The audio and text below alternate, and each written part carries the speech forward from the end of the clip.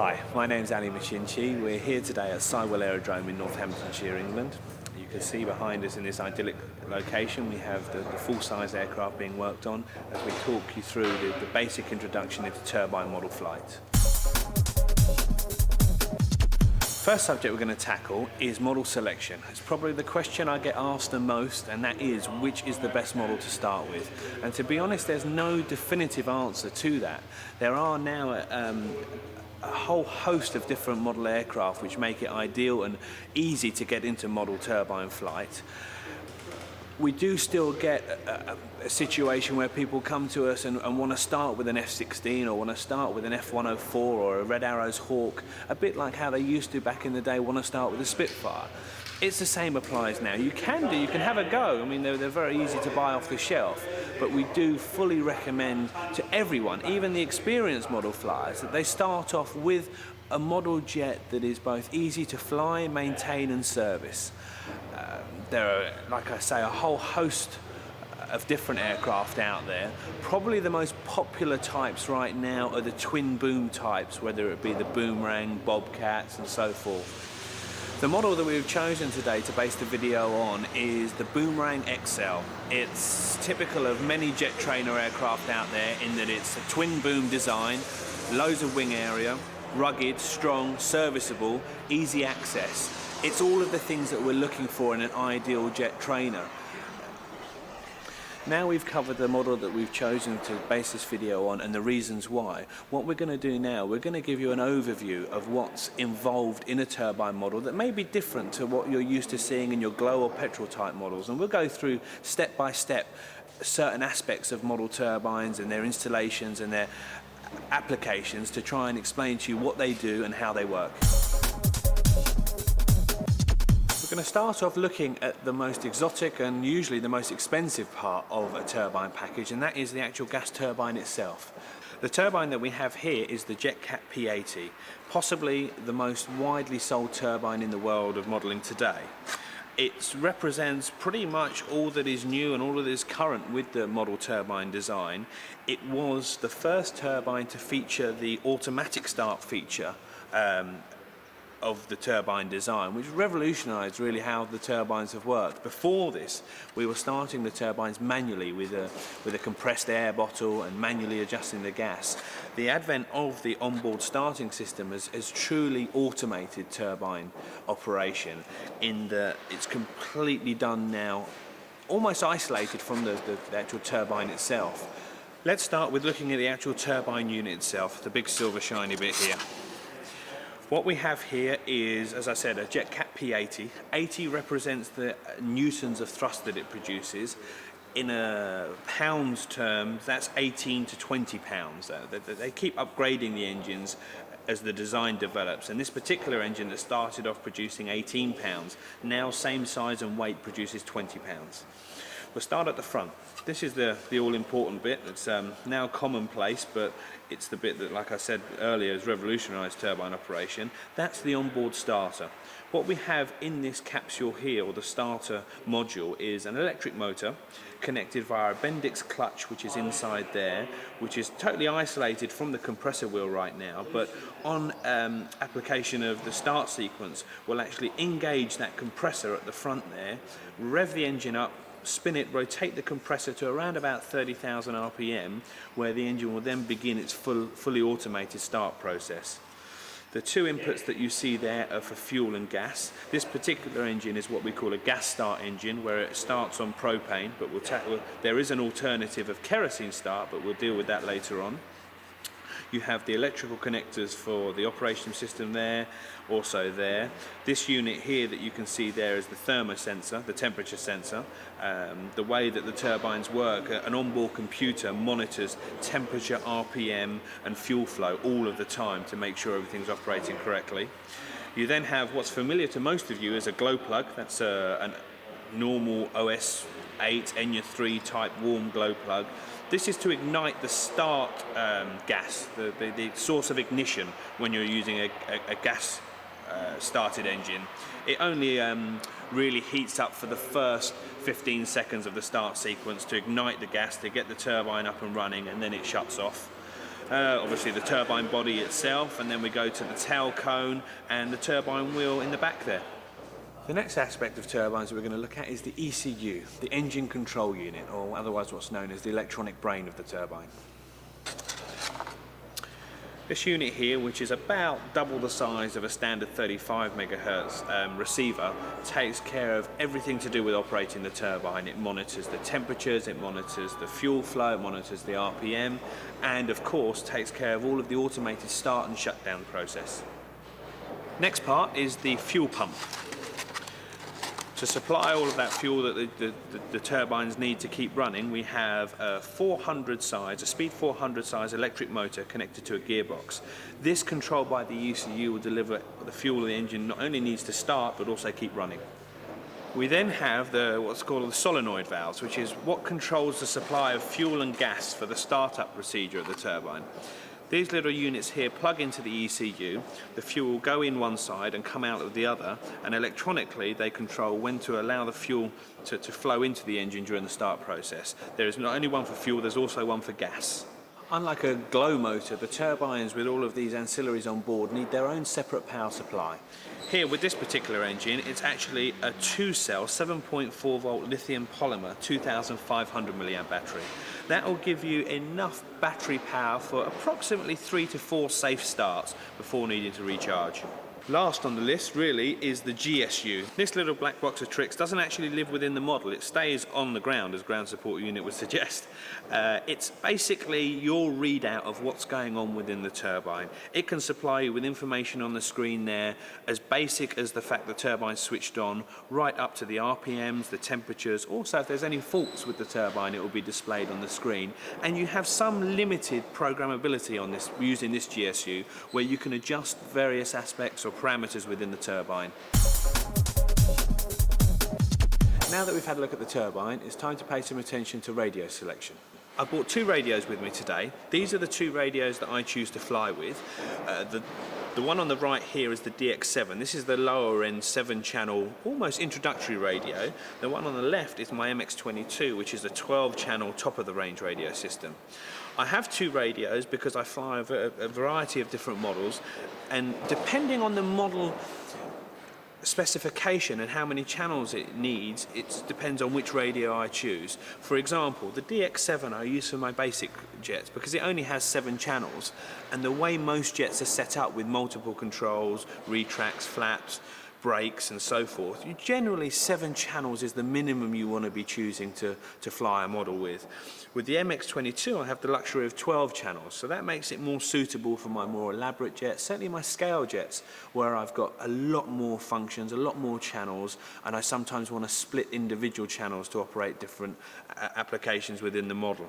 You'll notice both radios feature the short stubby aerials, which are a feature of 2.4 gigahertz technology. 2.4 is a new radio system that's been on the market now for approximately a year, and I myself have chosen to fly pretty much exclusively with 2.4. It's my belief that it operates a safer and more secure link than the 35 megahertz. That the MX22 radio I have here can also be converted back to 35, where I still fly some of my larger models due to CAA requirements on 35 megahertz, but on everything else I choose to use 2.4. The reason for this is I find it more rejective to RF noise, which subsequently can cause interference on 35 megahertz.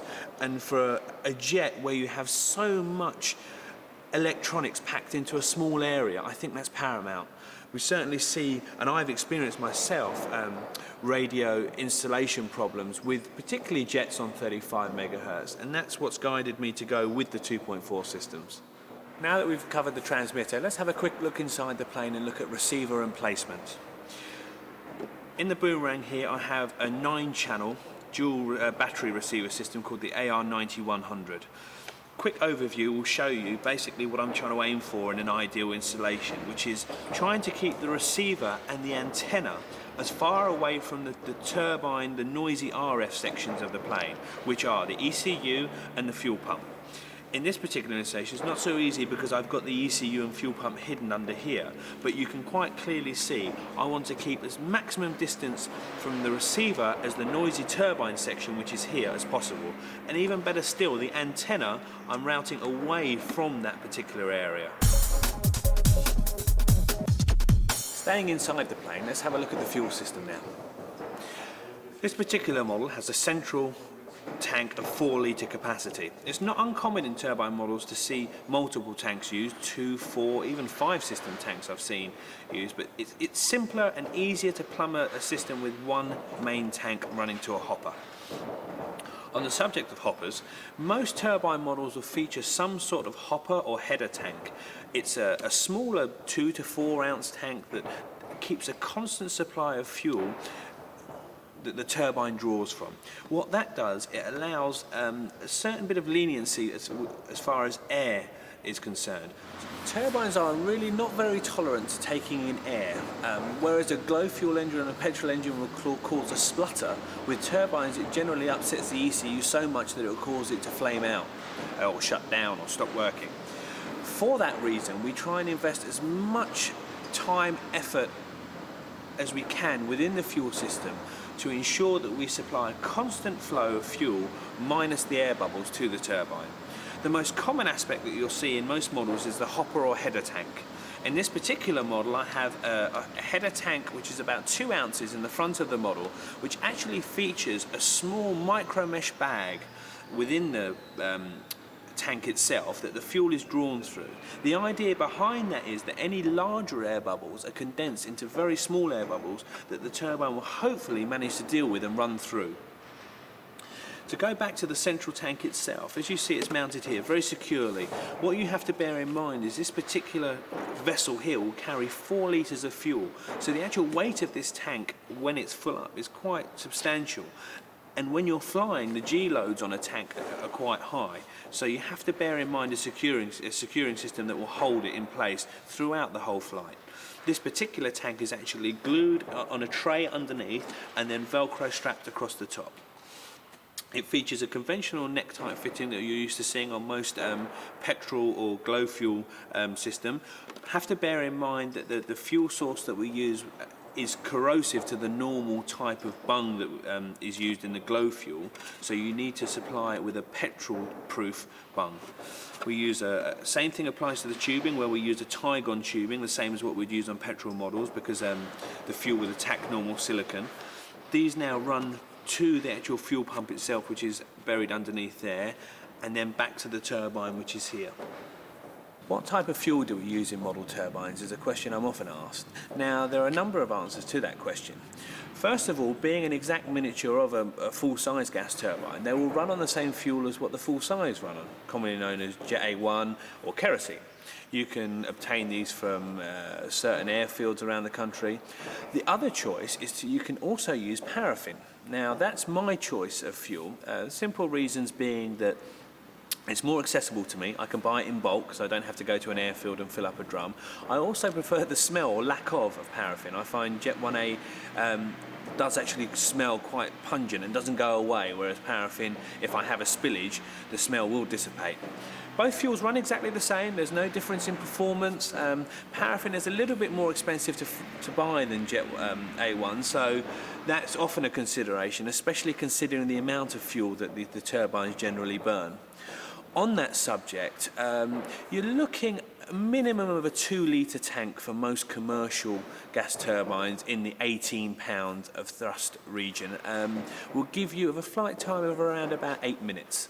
So obviously the higher power you go with the turbines, the bigger fuel tank and the more fuel consumption you need, which is also a consideration when you're buying your fuel.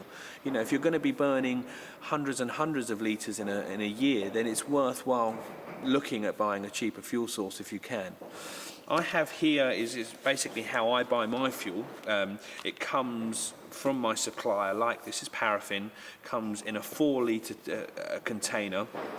So I can pour this into a larger jerry can and then mix it with a specific turbine oil.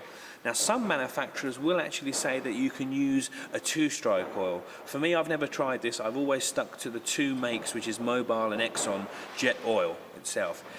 Ratios, This is enough for a 25-litre jerry can. It's a perfect mix. It's a US quart. So basically I put 5 of these into a jerry can and then pour the entire quart in, give it a shake, and that's it. I'm ready to go. The paraffin itself is available from most hardware stores, B&Q, Homebase or so forth, and the turbine oil from most model shops that actually deal with the turbine sales will be able to supply this to you. One important aspect to consider when selecting your fuel is the cleanliness. The turbines themselves are quite delicate inside as far as blockages and so forth are concerned. So you have to choose a fuel supply that is as clean as possible. Now I have seen cases of people buying or sourcing paraffin from metal tanks that are used for outsourced heating. Now the problem with that is the metal tanks generally tend to have all sorts of rubbish floating around at the bottom, from rust to dirt to even algae. There is an algae that grows within the turbine fuel that you have to be considerate of. So it's another reason why I've chosen to buy the paraffin in these containers, because I know it's going to be ensured to be clean. Whichever way you go with your fuel selection, please make sure to supply as much filtering as possible. You cannot do enough filtering of the fuel, or too much filtering of the fuel, should I say.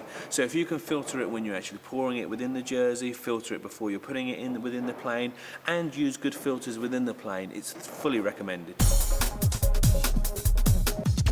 An area of model turbines that may be different to some of you who have come from conventional fixed wing is the air systems. Most jets, gas turbines models feature some form of air system for either operating the retracts or the wheel brakes as well, and sometimes speed brakes on some particular scale models. It's not to say that all jets have to have air systems, retracts and brakes. Many are being flown around the world with fixed gear and no brakes at all.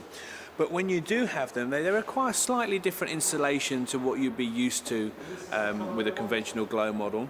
A lot of attention has to be paid to leak prevention. Just like the fuel system, you have to make sure that you pay attention to connectors, joins. It's advisable to thoroughly test any air system installed in a jet, just to prevent the chance of a leak occurring and subsequently any damage occurring to a plane. I do often see in my travels around the world and within the UK where people are flying with air systems which aren't reliable, which aren't set up correctly, and they think they'll be able to fudge it through a flight, and the problem is when a gear hangs up or something doesn't work, it can result in much more damage than anticipated just from a one-wheel up landing or actually no wheel landing at all. So my advice is, if any air system that you're going to install a plane, try and pay as much attention to getting it as leak-proof as possible. A bit like the air system, the electrical system within a jet is usually more complex than what most people are used to with a conventional sport model. It's well worth, again like the air system, investing as much time, effort and sometimes money in ensuring the best electrical system can be installed as possible. From that I mean using the best quality cables, to using the best quality servos you can afford, to using a decent battery that will supply constant voltage to that receiver to power those higher power servos. It's worth spending that little bit extra time to make sure that it all operates correctly. On this particular model, I've gone to the effort of using a dual battery system for the receiver, just for redundancy, peace of mind's sake. My philosophy is that when you have thousands of pounds tied up within a plane, a few tens or even hundreds of pounds is well worth spending to ensure that the electrical system operates and gives you a safe control of that jet and every chance of getting it back down on the ground as safely as possible. When it comes to the actual installation as well, try and pay as much attention to routing things as neat as possible. It shouldn't make a difference, it does, but it does. You know, the methodical approach of trying to get things neat and tidy makes a difference in fault finding. If you have a problem at the field, when it's a jumbled mess of wires, it becomes a lot more difficult to find out where that fault lies. So just spend that little bit of extra time and make the electrical system operate as safe and sound as possible. We're now going to do an overview of the model and focus on each individual aspect of the installation and give you a quick talk through. We'll start at the back and work our way forward. At the back here, in this particular model, we have a JetCat P160 installed with a Kerostart option. This eliminates the need for a separate starting gas. It now starts on the same fuel system as it runs on. It's one less thing to carry on board and one less system to fill. On the front here you'll see what wasn't featured on the turbine we showed earlier is what we call a FOD guard. It's a fine mesh guard that eliminates the chance of any foreign object, whether it be a tie wrap, whether it be a stone, whether it be a loose bit of wood, actually being ingested by the compressor. When it's spinning at around about 123,000 RPM like this one is, any small object can make a mess of the compressor. So in my opinion, £20 spent on something like a FOD guard is well worth it. Move forward, we go to the fuel tank, which we covered briefly earlier. This is a 4-litre Kevlar tank built purposely for this model. It's pretty much the largest fuel vessel we could fit in here. It gives a flight time of around about 10 minutes. On the top of it here you see is one of my satellite antennas for my receiver. The receiver system, the 2.4 system that I'm using, has up to 4 antennas positioned around the plane. I've chosen that system because it gives me the most reliable and highest chance of picking up a reception from the transmitter as possible, thus eliminating a lockout situation.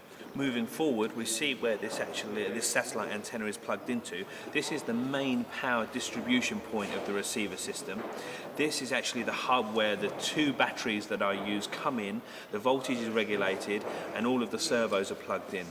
The wires you can see at the side are the wires routing off to the separate antennas. Here is what we call a soft switch. By soft switch, that means it's a switch that operates this unit here, and in the event of a failure, it will fail to on.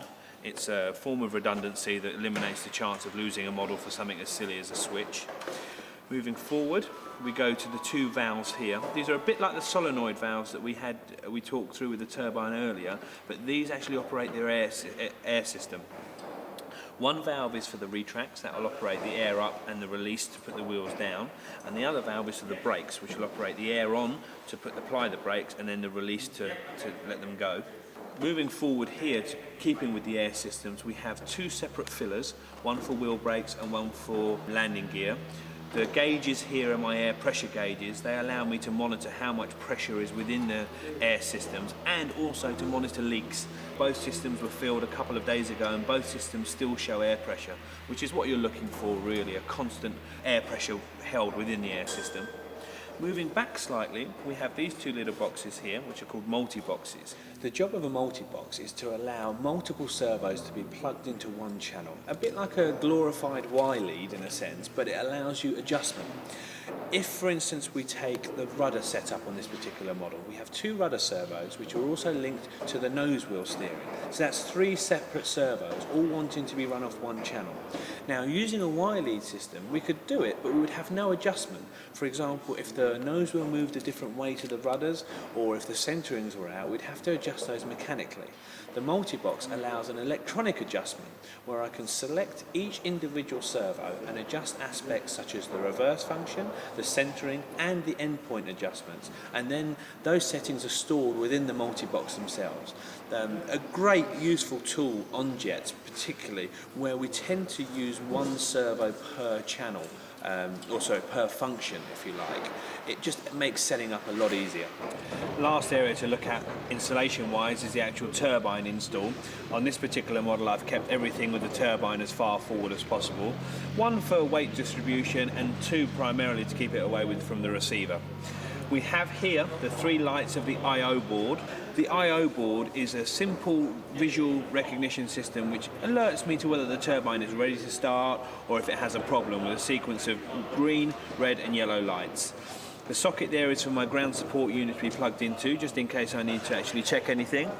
We then have the ECU battery. Here I'm using a 2-cell 3700 milliamp dual sky pack. That gives me enough for 6 flights with ease. We then move on to the 2 solenoid valves which control the fuel, the main run fuel and the start fuel. Those are plugged into a Y-lead, and then what we have here is a manual cut-off valve. It's mandatory in some countries. I recommend it no matter whether it's mandatory or not. What that is a simple ball valve that I can open like that or close like that. The idea being that it acts as a mechanical means of shutting off the fuel from going to the turbine after the solenoids. It is a very rare case, but if a solenoid was to stick open and you were filling the fuel system and there wasn't a fuel shut-off valve after the solenoid, the fuel would bypass the open solenoid and fill the engine with fuel. And if you weren't aware of it, certainly in the scale installation where the turbine's hidden away, there is the very great chance of a wet start or a fire on board. So what I do is I always make sure my manual valve is turned to the off position when I'm filling, just to make sure, and then just about when I'm ready to start, I open it. If at any time I have a wet start or I have a situation where I'm not happy with what's going on within the turbine, I can mechanically shut that valve and stop the fuel from further going into the turbine. At the very front of the model we have the UAT, the ultimate air trap as it's known, or the hopper tank, and in front of that we have the two 6-volt 2400 milliamp batteries. As I explained before, I use the two batteries for redundancy issues. At any one time I'll only be using a single battery. In case there's an issue with one, it will switch to the other automatically. The operation of model jet turbines will require some individual or unique support equipment that some of you may not already have. We'll run through those now with you. First and foremost would be a decent field charger. I fully recommend a good 12-volt fast charger, a means of topping up the batteries or recharging them if they go fully flat. What I generally tend to do is, although I know my battery system within that particular jet will operate 6 flights, I will have 4 and then top up if I can. So an investment in a decent field charger that's capable of charging all your, whether it be NiCad, NIMS or LiPos from a 12-volt source is recommended. We also need to have a system of putting fuel within the plane. This particular jug here is set up for specifically turbine fuel, whether it be kerosene or paraffin. With the amount of fuel you're going to be going through with the average flight, you need a fuel system that's both reliable and capable of delivering lots of fuel continuously. This particular system comes from America, already set up with the pump built in onto a jerry can, although many people do build their own systems. The only thing I would say when setting up your own fuel supply system is that pay particular attention to isolating the battery into a safe place. It's worrying sometimes. I see people with batteries with loose electrical connectors based around the areas where the fuel is, and that's a bit worrying when you think about how volatile the fuel is and the possibility of a spark from a battery. This particular unit here has it all built into within a sealed case, which gives me a bit more peace of mind. You'd also need, if you're operating a gas start engine, some form of valve to go on top of your gas bottle. This is a gas bottle that I bought from a hardware store as a propane and butane mix, and then I have a means on top that screws on of regulating it and filling the plane. Of course, if you go for the modern kerosene start engines, this particular unit isn't needed whatsoever. I then need a system of charging. If you've got air operating systems within the plane, you'll need something to charge that air. And for that I use one of these portable car compressors. You can of course get away with a hand pump, but when you're operating air retracts in the region of about 80 to 100 psi, it takes quite a bit of effort to put that sort of air into it mechanically or manually, should I say. So any form of electric compressor is well worth getting. Lastly, on a safety side, although we don't tend to use them anywhere as much as we used to, it's still very, very worthwhile investing in 1 or 2 CO2 fire extinguishers. Try and avoid the powder ones if possible. CO2, which is commonly available, is the extinguisher of choice. Like I say, it's very rare nowadays that we'll have to use one of these, but as always the case, it will be when you haven't got one that you most need it. So make sure you always have one of these at hand and that it's fully charged. I've seen a few cases where people pick up extinguishers to put out a fire and it's empty. So keep on top of it and always have a spare if possible. Now we've covered the basic overview of the model itself and the selection of the various components, it's time to go out and do the fun bit and crack on with some flying and talk you through what's involved in that. Just before we go on to that, I'd like to say that it's never been a better time to get into the jet turbine area of this hobby, but still, if you're looking at doing it, and if you have any questions at all, try and seek advice of people in or around you who have done it before or have experience. You'll gain so much more from their experience, and it'll make life far easier. I spend most of my days answering calls for people who are looking at setting up within this hobby, and I know certainly myself I'm far happier helping people and easing the transition into the turbine area than watching them trying to guess themselves and getting it wrong. So if you do decide to come into this hobby, it's a brilliant time to do it. We've now made it outside to a lovely sunny Sywell, if not a little bit windy, and that brings me on to the subject of airfield choice. Probably the first thing to consider when you're looking at going flying a turbine for the first time. I get asked a lot, what sort of space do I need? What sort of runway do I need? Does it have to be grass? Has it have to be tarmac, or can it be grass? It really depends on the choice of aeroplane. I mean, you can get a turbine to operate in and out of pretty much any club field, depending on the choice of the model, how heavy it is and how rugged it is. Generally, I like to say to people, no less than, for your first turbine flights, you want no less than between 80 to 100 metres. I mean, the plane, as you'll see later on when we fly the boomerang, this particular plane will get in and out of 30 metres quite happily.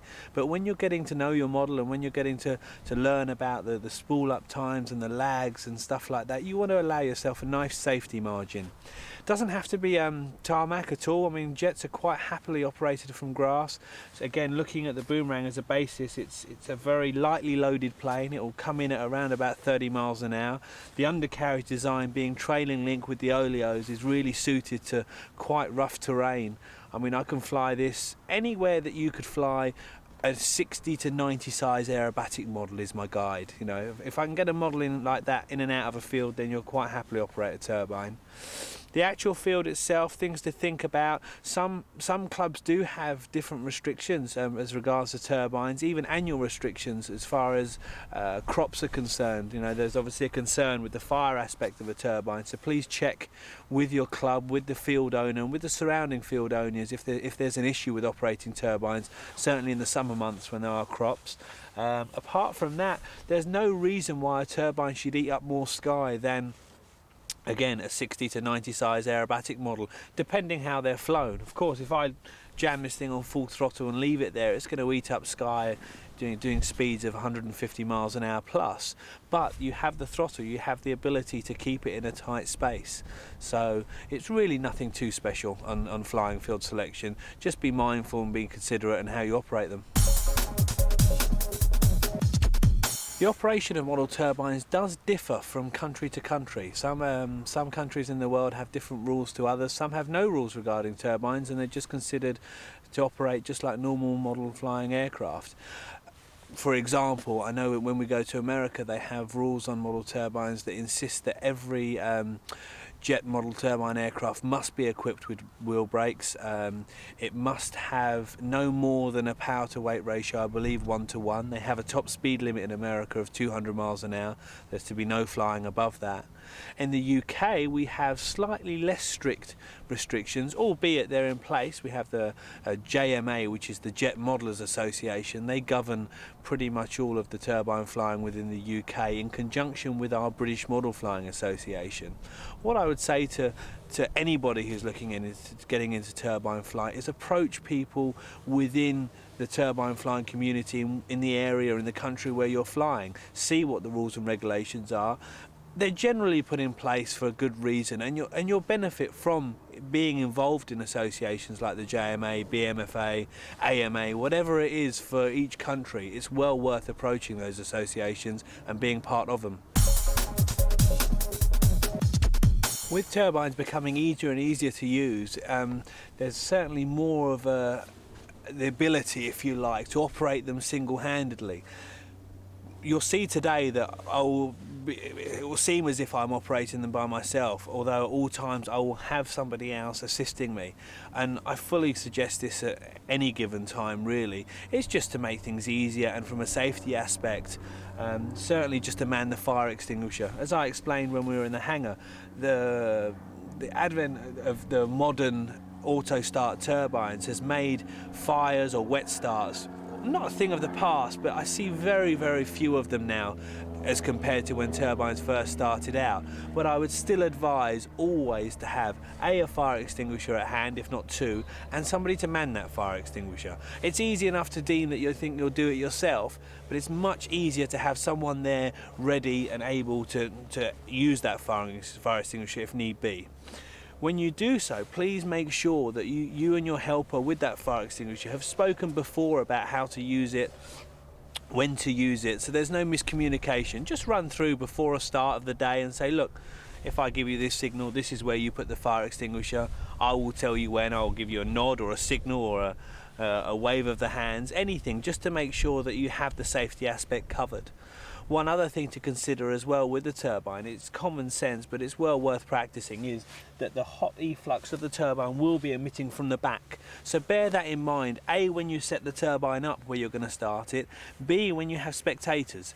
Still today, turbines do gather a bunch of spectators at the average club field, and my general code of practice is to try never to have anybody standing behind in line with the actual compressor. So in front of it is fine, behind it you want to keep that area as clear as possible. As with any modern radio control aircraft, pre-flighting is an essential part of any day's flying. With a turbine, because it's running generally more complex systems than a conventional sport aircraft, there's more to check and certainly more validity in taking more time to check those things. I certainly, before I fly, I make sure I voltage check both of my receiver packs using an external handheld voltage checker. I also try and do the same to the turbine using the GSU. I plug this in and check the voltage status on my battery just to make sure everything's okay before I start. I also try and do an air systems check each time I fly, so I'll charge the system with air, bring them up to, on this particular plane I'm running 100 psi, then taking the weight off of the wheels, I'll cycle the undercarriage,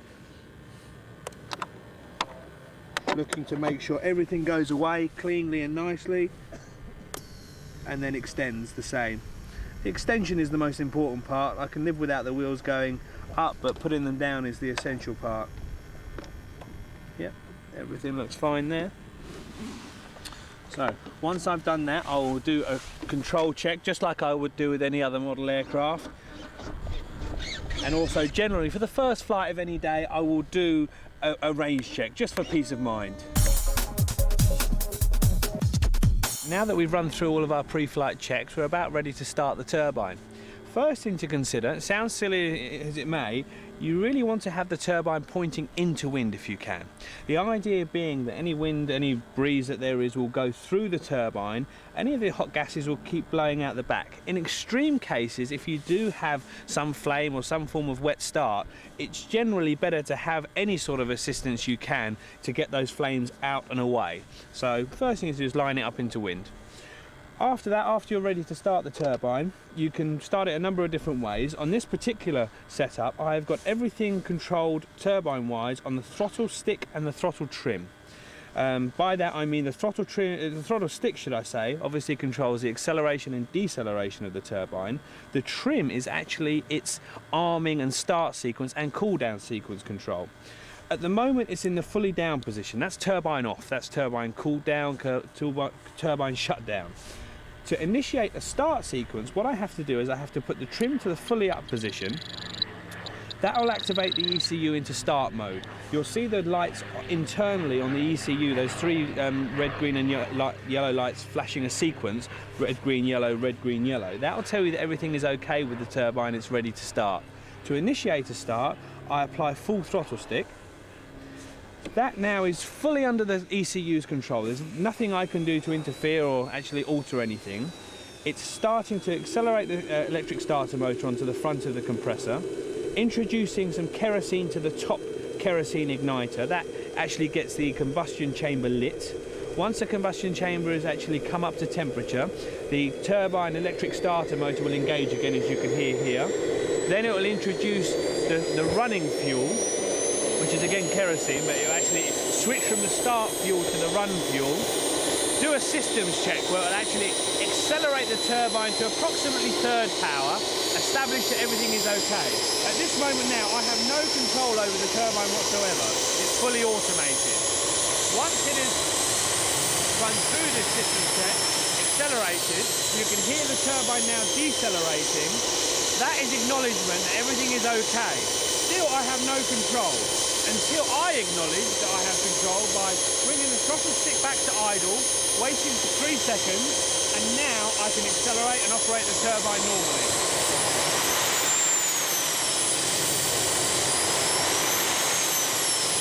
If at any one time I want to shut the turbine down, I simply pull the trim lever back. That shuts the turbine down, and it will now begin its automated cool process. What happens here is the electric starter motor on the front of the turbine will engage and disengage in short bursts. The idea there being that it keeps air flowing through the turbine and allows a build-up of heat on the bearings. It assists the cooling dramatically and will cut the cooling times down as well as improving turbine bearing life. This normally takes about a minute and a half, and when it's complete it will just go back into start mode, and only then, when it's fully cool, will you be allowed to reinitiate a start procedure. Now we have everything checked and ready to go, we're going to tackle the first aspect of turbine model flight, which sounds really simple and trivial but does catch quite a few people out, and that is taxiing the model. Why it's so different to taxiing a normal aircraft is, one is the throttle delay, which is always going to be apparent with a turbine model, and especially at the lower end of the throttle curve, when your stick is down at the bottom end on idle, there is quite a long delay, up to anywhere around about 4 seconds when accelerating. Two is the fact that we're on grass today, which will create a natural friction on the tyres, so will again increase the delay in the response to the throttle. And three is just the actual weight of the model. Once they do get rolling, they have a fair bit of inertia behind them. So what you often find when people are new to turbines is they're not moving, accelerate, nothing happens, so they keep putting more throttle on, and then eventually as the turbine lag catches up with them, the model shoots off. So this is pretty normal, it does happen, more so on tarmac obviously because there's less friction, and it's adamant really, this is where brakes come in handy. So the first thing we do is do a brakes check, so accelerate the throttle slightly, wait, let the model accelerate, let the turbine accelerate a bit more, and then just see the model starting to roll now. A bit more. There we go. Put the brakes on.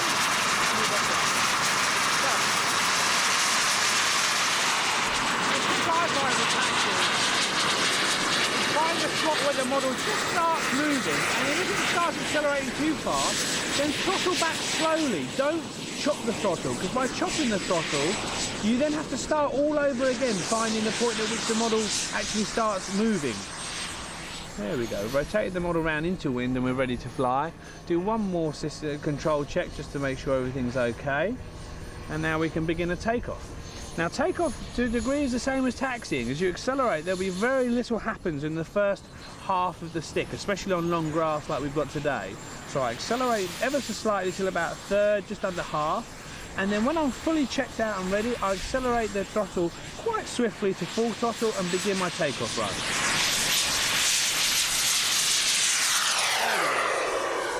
You see a super short takeoff run today because we've got quite a headwind. Very little back pressure was needed, and unlike a piston-powered model, there's very little to no swing on takeoff, so the rudder movements are small. You know, you don't have to do much on the rudder on these. Now I'm bringing it past and remembering to cycle my gear. There goes all three away. Now, what a lot of people seem to get caught out with when they fly turbines is they take off at full throttle, and whether it's the workload or inexperience, they leave the throttle stuck at full or very high setting. What this does, this increases your workload and puts a lot more pressure on you. What I like to do whenever I'm taking somebody up for a new turbine flight is, as soon as we're up to height, is start throttling back. As you can see now, the model is cruising around quite happily, not particularly fast, at just above half. And then when I'm turning downwind, because of the wind and the speed build-up, I'm throttling back ever so slightly. This is one area of turbine flying that I really see misused, and that's poor throttle management. You know, people have this habit of taking off and leaving the throttle jammed at a high setting, and it just makes everything just all that more stressful. You see the plane flying around now at around about 2/3 throttle is so easy and mundane. It's unreal. The stick movements are very small. There's very little coupling, little bit of up elevator in the turns. You know, this is why I say it's no more difficult to fly the right gas turbine model than it is a 60 size aerobatic machine.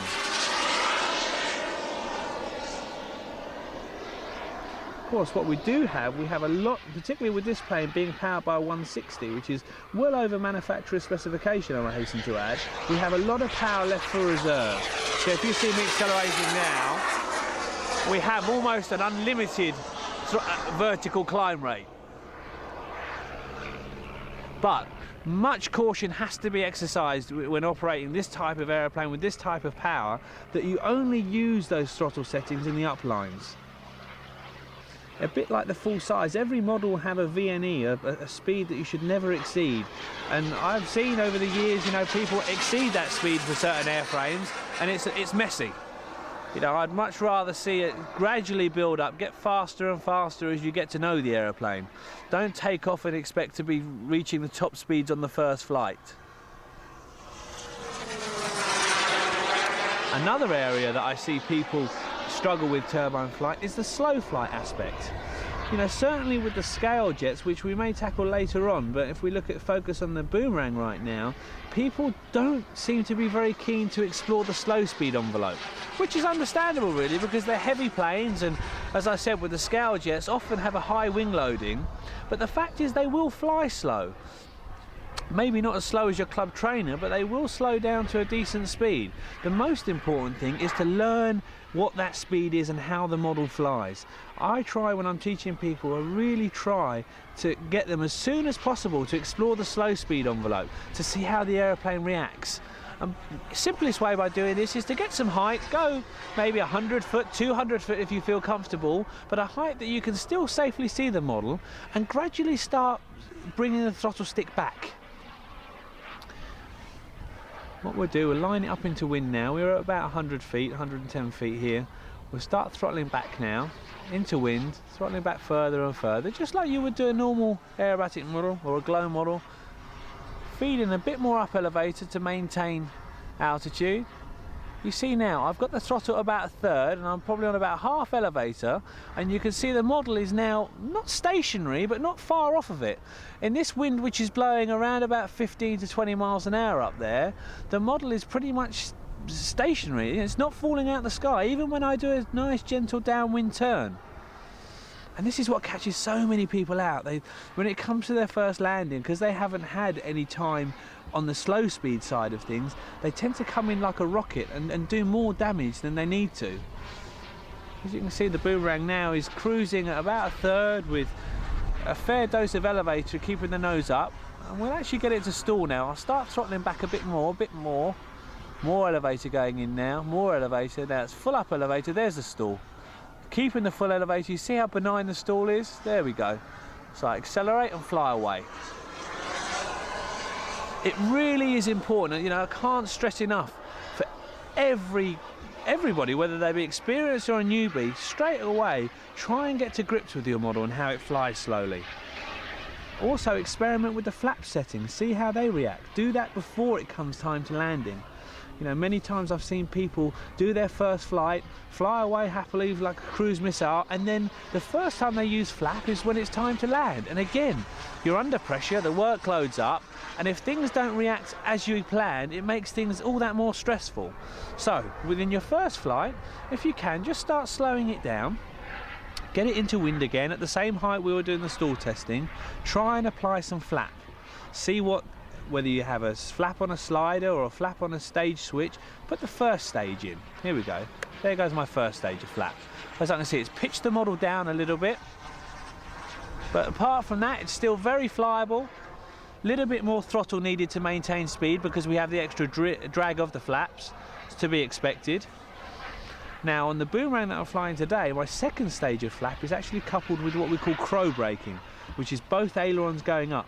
That creates a considerable amount of drag. I'm going to put those in now, and you'll see the model noticeably change pitch and speed. There we go. The nose pitch is up a bit now, and you see the speed. I've left the throttle the same, but you see the speed of the model decay. I actually now need to maintain more throttle to keep my speed constant. But what I'm exercising here and demonstrating here is the fact that the model, even with full flap and crow, is fully controllable. You see I have full aileron control, the model doesn't want to fall out the sky, it's very, very tame.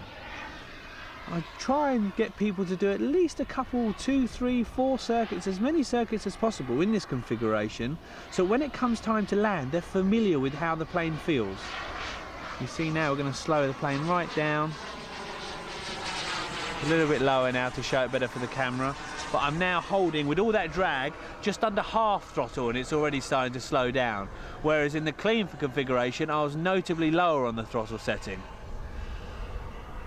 But all the time, see how stable and steady the plane is. You know, people have this misconception of jets that they're an absolute handful. They don't have to be. The Boomwang is about as easy as they get, but even with scale jets, set up correctly and familiarised, you can really treat them as a luxury sport plane. Powering away, putting the flaps away, and it starts to accelerate.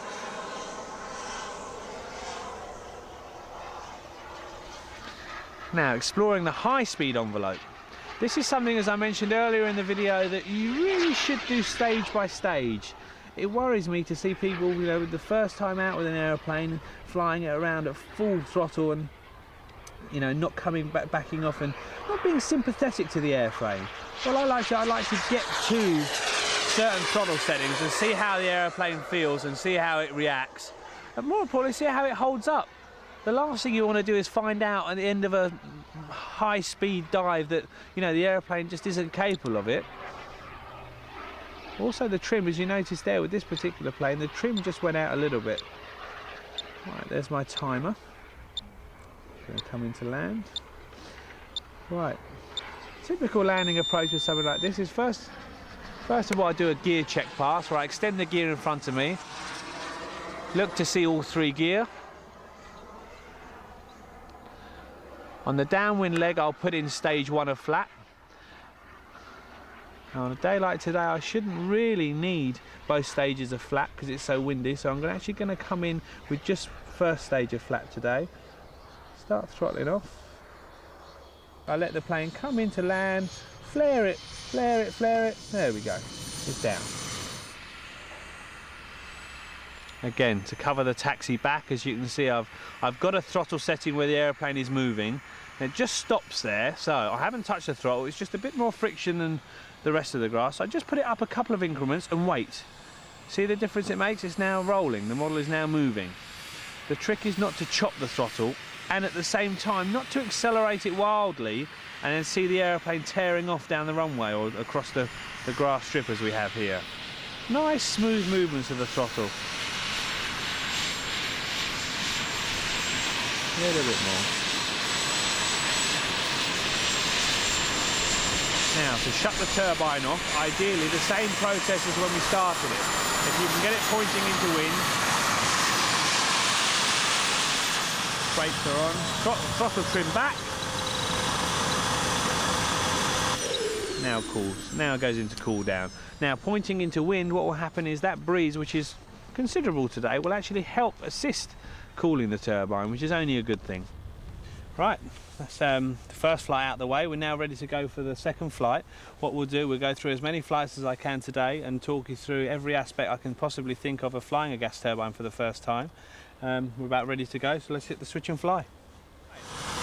Turbine started. In front of me I can do a control check. Up elevator, left rudder, right rudder, down elevator, right aileron, left aileron. First stage of flap and the crow braking and flap there. Everything's good, so start to accelerate up until the plane starts moving again. A little bit more, a little bit more.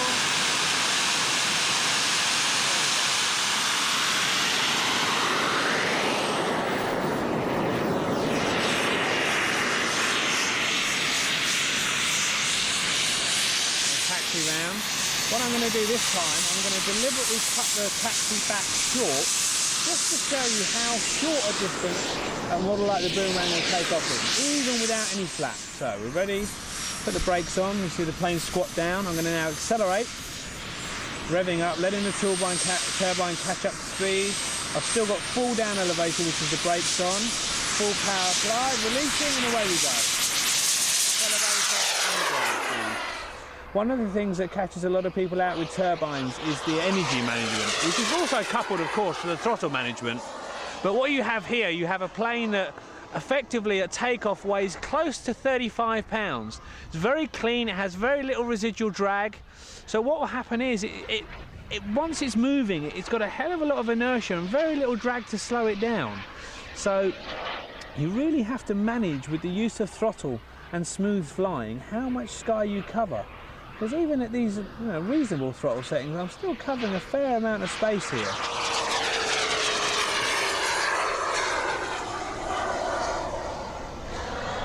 I compare this it's quite similar to flying a high performance glider, an all moulded glider sometimes, the jets. They're very, very smooth, very precise. Because you haven't got any prop wash going over the controls, the actual control feel itself is very fluid and dialed in. That can of course work against you to a certain degree because you haven't got any prop wash, certainly at the slow speeds, and you'll find that the control response will diminish quite some bit with the jets compared to what it's like at high speed, because again, A, you haven't got any prop wash, and B, there's such a speed differentiation. You know, you've got to remember the stall speed of this model is probably around about 30 miles an hour and its top speed is about 180. So those controls, you know, the percentage they move and how much effect they have on a model is greatly differential to the speed that you're flying at. So it takes a while to get used to. The main thing is to fly them smooth. You know, they're not like a 3D fun fly plane. These are more like precision F3A planes or high, as I said before, high performance gliders, and deserve to be flown that way. Nice fluid movements, you know, trying to be sympathetic to the airframe, thinking about how much space you've got to fly in, planning it so you don't have to do any vicious turns. You know, the plane will turn, this particular plane will turn very tightly. If I show you now, we go in front of us and I'll pull a 90-degree bank with a tight turn. But it's just not what the plane wants to be doing, and it's not happy. You know, even then it's feeling like it wants to bite out on me a little bit. So it doesn't look right, it doesn't feel right. It's not particularly good for the airframe, so try and avoid things like that. Try and practice if you can before flying a jet with a fast-moving, slightly higher loaded sport model. Just gradual, nice, smooth figure of 8 circuits, smooth aerobatics, loops and rolls. You know, if you can master those with a glow model, then you should have no problem at all flying a jet. Throttle lag. Now, one of the things that we get asked a hell of a lot about. We've already broached the subject a little bit when it comes to the taxiing aspect, but in flight is probably the area that worries people most, and it really shouldn't.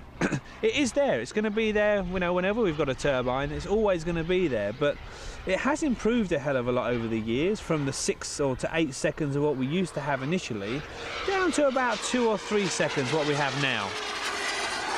The simple fact about throttle lag is it's manageable, you can work around it. By that I mean, when I'm flying now, you know, using small throttle increments around about the 1/2 to 2/3 stick movement, you don't notice there's any lag. When the lag becomes apparent is when you allow the turbine to spool down, return to idle, and then expect it to accelerate again to full throttle very quickly. What you'll find then is that the turbine will take quite some time, you know, noticeably 2 or 3 seconds in the air. So what I try and educate people to do is treat idle as a 3rd throttle. In other words, instead of chopping the engine, let's say we were doing a loop, instead of chopping the turbine to idle at the top, bring it back to about a 3rd throttle. That will have the effect of throttling the aeroplane back and slowing it down, but what it won't do is allow the turbine to spool down fully. So when it comes to time to accelerate again, you can advance the throttle and it will react quite quickly. I'll show you. I'll run through a basic manoeuvre of a loop now. I'll bring it around in the next circuit and we'll get it into wind. I'll show you the 2 ways of doing it. I'll show you the traditional propeller-driven way of chopping it back to idle, and you'll be able to hear and see the spool up. So I'm levelled into wind, putting a bit of throttle on, going over the top of a loop. I'm going to chop the throttle there now, nice and smoothly over the top. Now, when I say I'm going to advance the throttle to full, and listen and watch. There's full throttle. 1,000, 2,000, 3,000, 4,000. There comes my full throttle on about 4 to 5 seconds. Now, that was throttle lag. And that's what most people are fearful about. You know, if it catches them out on a landing approach or something like that, it shouldn't do, but I'll show you a way to work around it. I'll do the same loop, but this time at the top of the loop, at the apex of the loop, I'm just going to bring the throttle back to about a third stick. So there's my power going on. Nice big loop. Throttling back at the top, stretching a little bit for the camera so it comes round. There's my third throttle. You see the plane still slowing down. I'm going to bang open the throttle now. 1,000, here we go. Nearly instantaneously there. It's just under 2 seconds we had full throttle achieved. So with that in mind, factor that into the your whole flight envelope. Things like when you're lining up for landing approach, don't panic and chop the throttle like you would do a glow model. Use it gradually, progressively slow the aeroplane down with the throttle. By that I mean decrease it in small increments, and when you come over into finals, you really want to be about a third throttle, especially using any form of flap or air brake or any sort of drag device. It will need that power to fly. What we'll do, we'll start running through a landing procedure, how I like to do it. First stage is gear selection. I'll do a gear pass. I always like to do a gear pass just to make sure everything's okay. It normally involves a full circuit before I land. What I'm going to do, I'm going to start slowing the model down.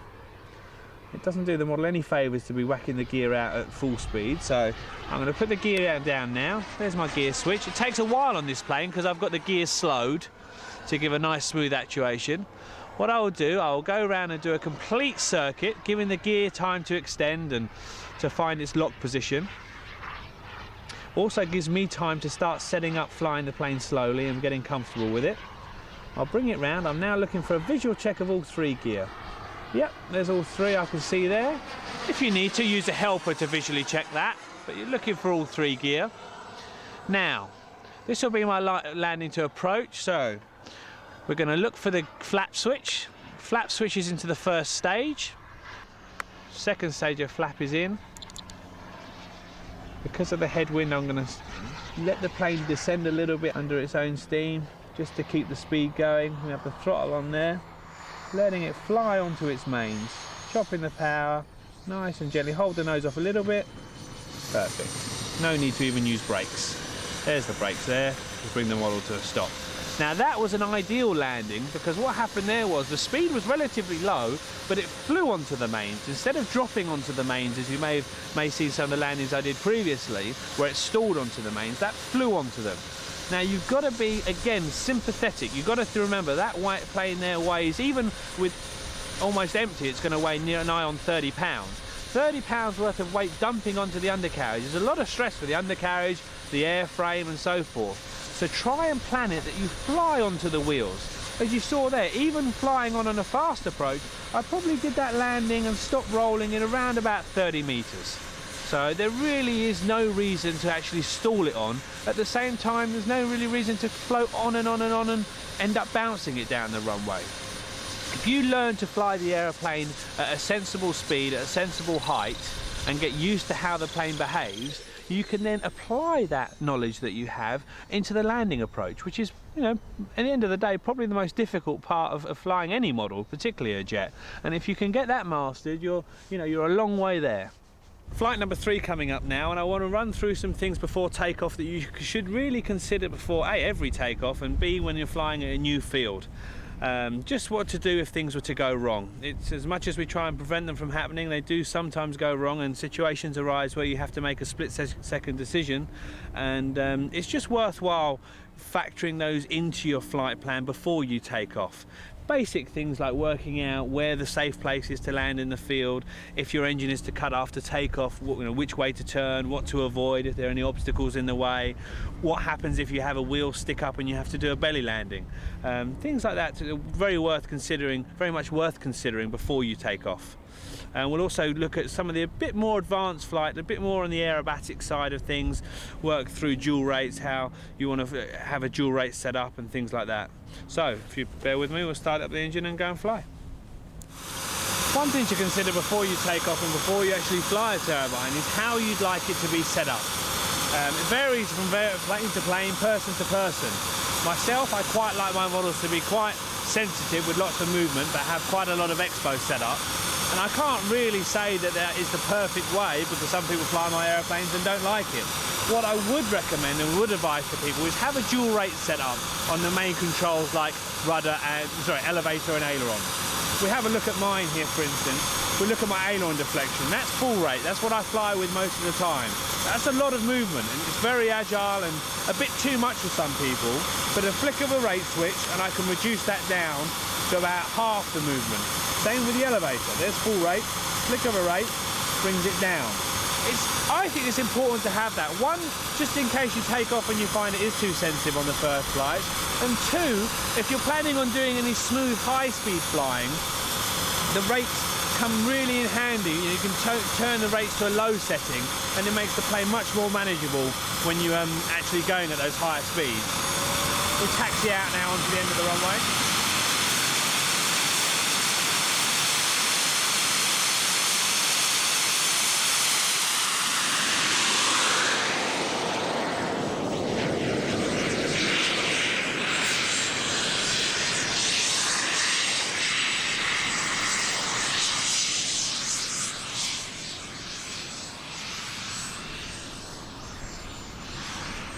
Right, what I'm going to do before this takeoff is just run through what I always like to do when I fly a new field, which is just a quick check of the surrounding area.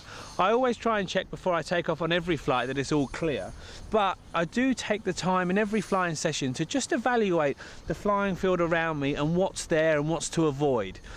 Just looking for any obstacles really. We're very lucky here at this corner of Sywell Aerodrome that I'm pretty much free of obstacles apart from some trees about nearly a quarter of a mile in the distance.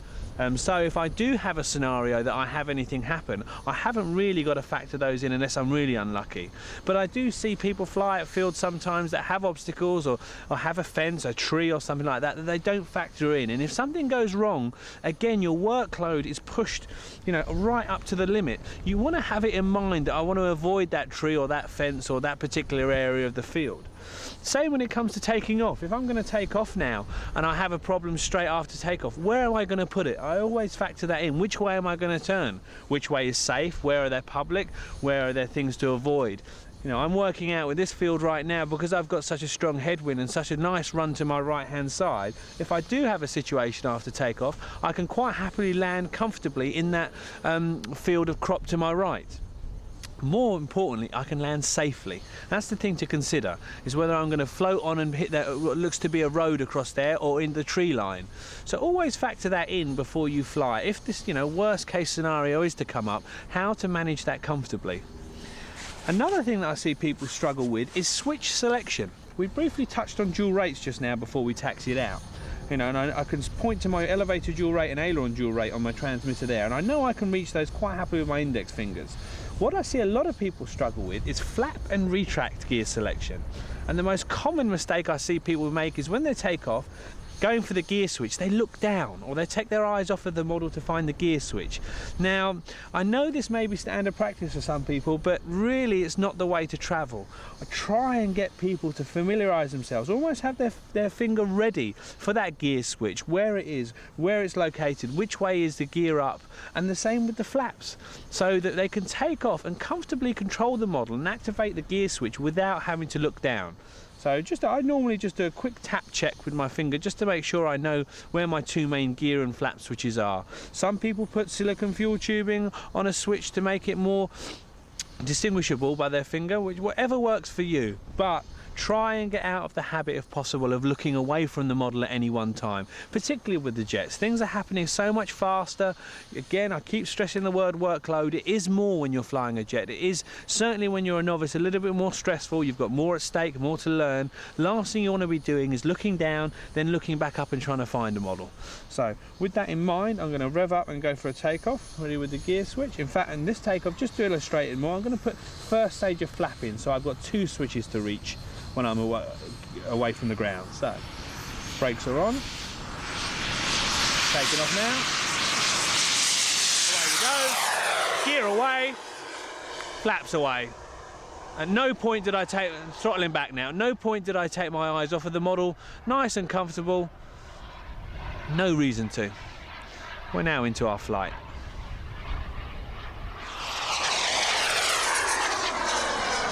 One thing to notice is how little I'm moving it, because the stick, should I say, because I have such high movements, but more importantly, how often I'm moving the throttle. I see a lot of people leave the throttle alone, and we tackled this in the first early flights, and it really does relate to speed management, energy management, and just the general ease and comfort of flying a model turbine. You do need to manage the throttle. You know, into wind, for example, here I'm using a little bit more. I'm just doing a derry turn now, and I know I'm going to be turning downwind, so I'm throttling back a little bit early. And throttling back a bit more because I'm now diving downwind. The speed's building up with this strong wind. Now, if I'd have left my throttle at the same setting as it was when I went upwind, the speed build up there would have been dramatic, and it's what I'm trying to avoid at the moment. I'm just trying to ease into the flying.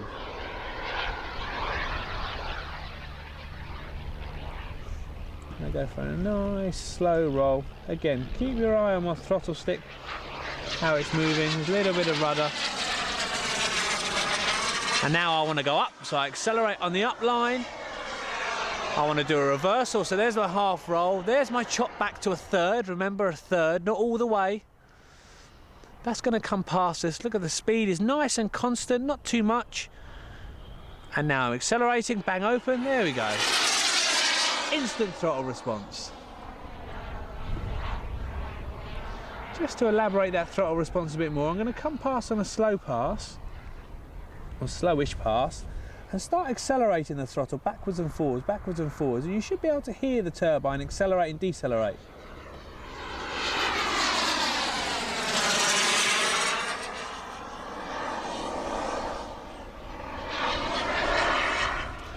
See, the delay really isn't that noticeable. It's, you know, you can see the plane bursting, accelerating forwards with the thrust build-up. And being an electronically controlled turbine, there's nothing I can do to that throttle stick that will do the engine any harm or cause it to flame out. So it's, you know, the throttle is there if you want it. You just have to learn how to use it. It's ever so slightly different to certainly a glow plane or electric plane. It's a little bit similar to petrol planes where the throttle curve isn't quite linear. But honestly, after about half a dozen flights, you get used to it.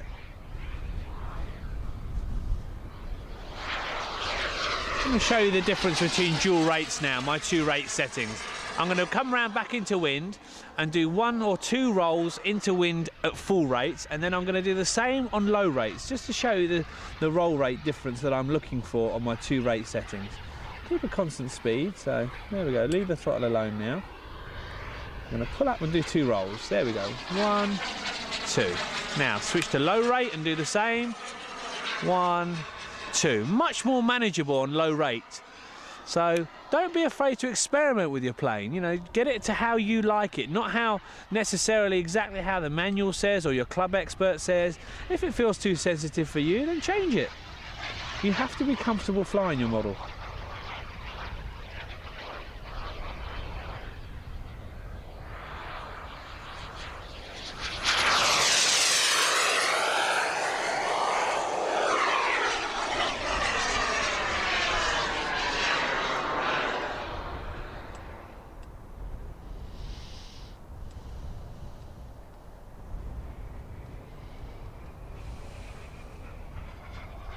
I just did a dive there on absolutely idle because it was a long vertical dive. I wanted no residual thrust at all, as little residual thrust as possible. When I pulled out at the bottom, I knew I'd let the turbine spool down, so I was automatically thinking 2 or 3 seconds ahead and accelerating, so thus countering any spool up time.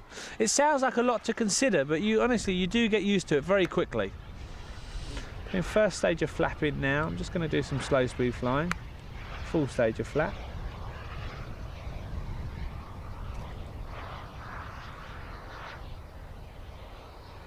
A little bit buffeted today because it's quite windy, it's rolling in over the trees. Balancing the model with a bit of power now. Nice and nose high by itself. Nice and nose high by itself. No more difficult to fly there than a 60 size aerobatic plane. In fact, I could swear that I've flown trainers that don't fly as slowly as this. We'll go around one more time. So I've left full crow, full flap, all deployed. Still very manageable and controllable in these settings.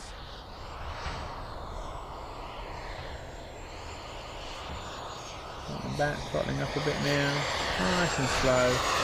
And now I can power up, tuck the flaps away, and we're pretty much unlimited vertically on this.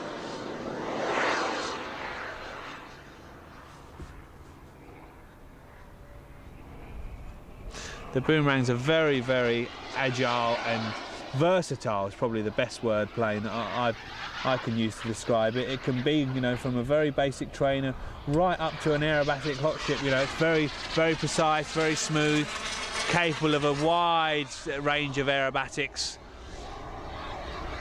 I think that's probably the reason for its popularity. You know, you can use this plane to not only teach you to fly turbines, but also, you know, have fun with. I know a lot of jet turbine pilots who fly scale models who still fly a boomerang for fun at the weekends because of its versatility.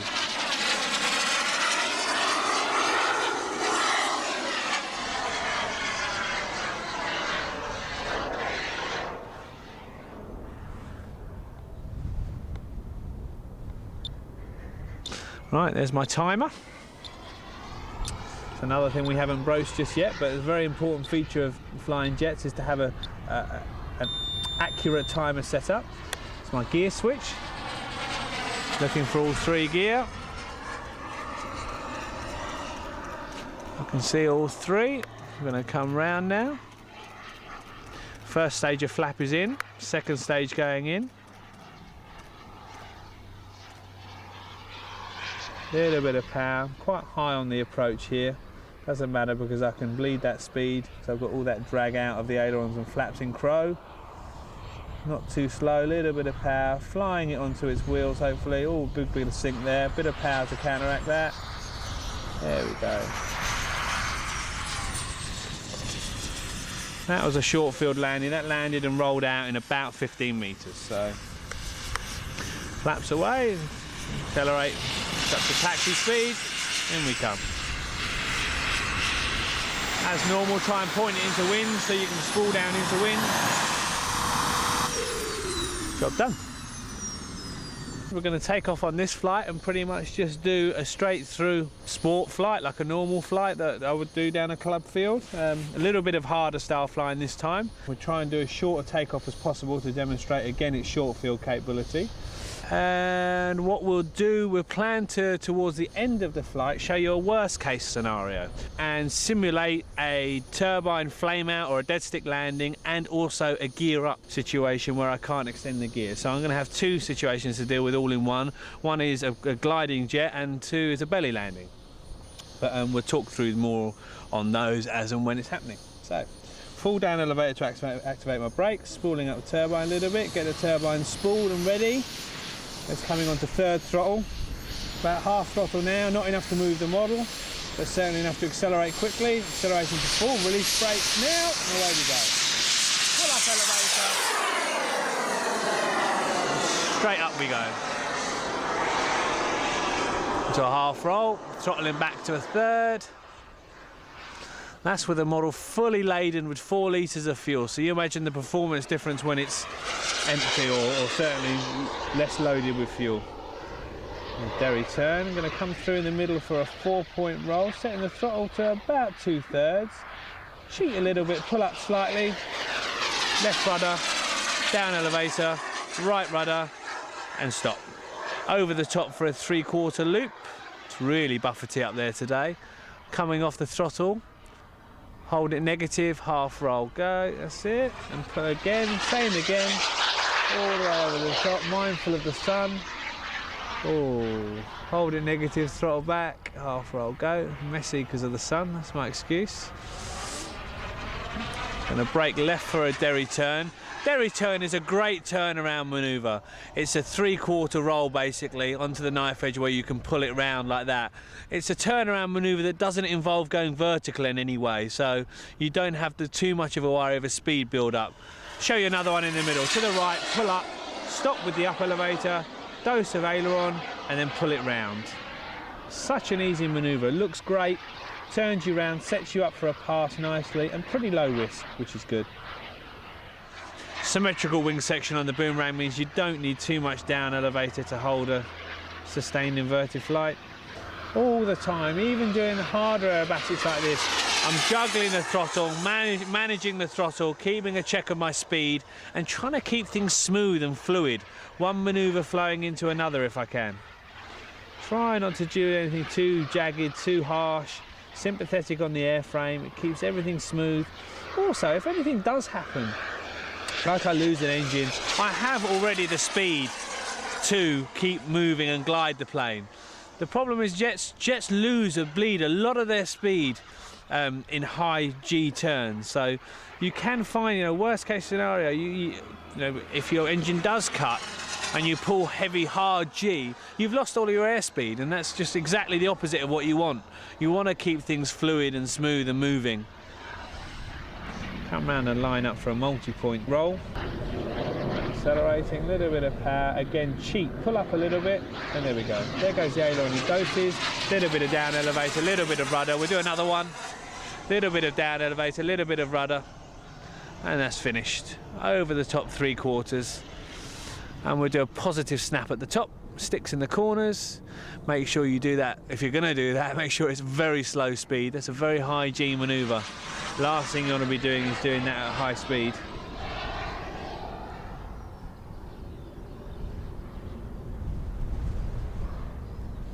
Bringing it round, first stage of flat.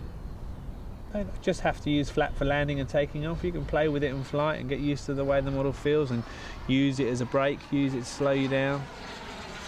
Let's see how slow we can fly it. Coming on the power now, balancing the model with power, up elevator, a little bit of rudder to steer it. There we go, just stall in there.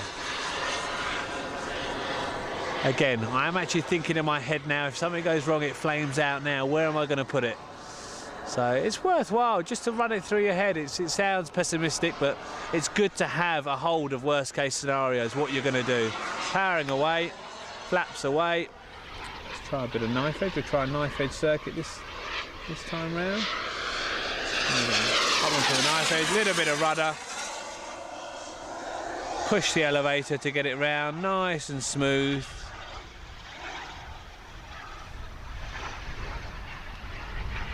Nice and open.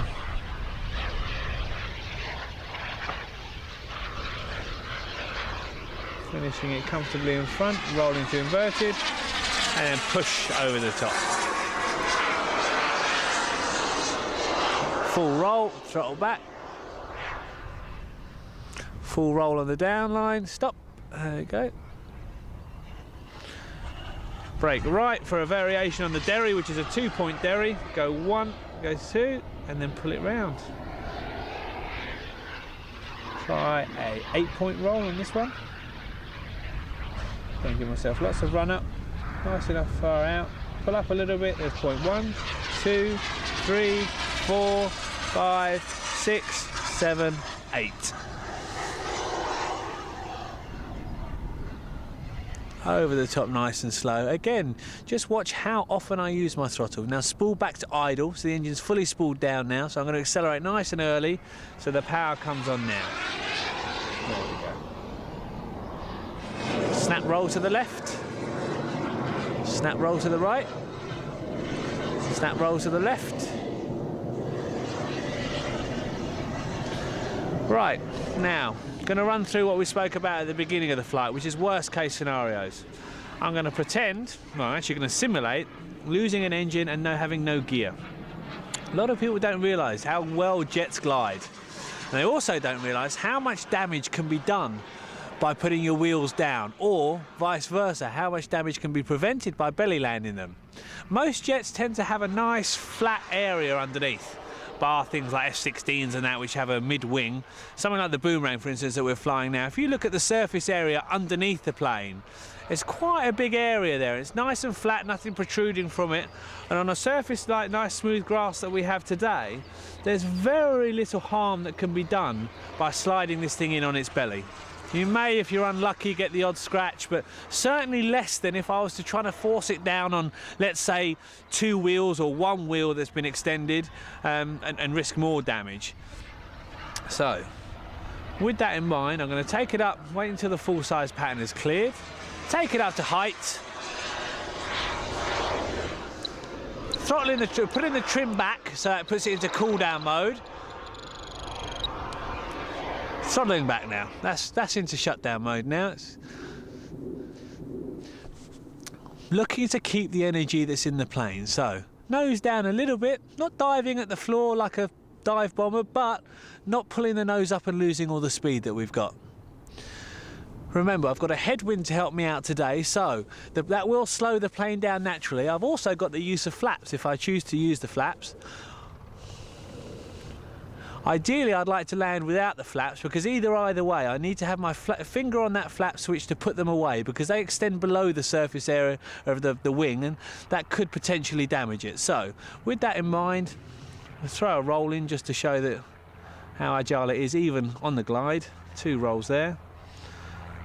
There's my flap, checking my flap, slowing it down nicely. Turning to my right. I aim to go long this time, so I'm going to cut it a little bit high this turn. Lovely. That should come in now without the use of flap. Just trying to fly onto its belly, not stalling it, just fly on nice and smooth. It should just skid on the grass, a little bit of turbulence there over the threshold. There she comes in nice. As you can see, it's come to a nice, controlled, smooth stop. There won't be a mark on the underside of that plane. Still very, very worthwhile checking all the linkages and horns and everything, but it just goes to show, in a worst-case scenario, you are better off when you've got a field like this, belly landing it. The same applies as if you're going off-field. If I was to land in the field to my right, for instance, where I know it's not going to be smooth, put the wheels away. They do so much more damage to the airframe and structure having them extended, and they're not serving any purpose out there on the rough terrain. Put them away and let the plane come to a smooth stop. Well, that pretty much concludes it all for this video. I hope you've enjoyed what you've seen. I've enjoyed making it. Let's try to run through as much as we could as far as covering the introduction into model gas turbine flight and preparation and installation and so forth. We know it's impossible to do in just one video, but hopefully that's given you a good overview and an insight. And also the desire to get into this great part of what is a wonderful hobby. So please look out for more videos, and we should hopefully be doing some more advanced videos as time goes on. And as I said before, if you have any questions, if you need any advice, please feel free to seek someone out like myself or another expert in the turbine field, and I'm sure they'll be happy to help. Goodbye.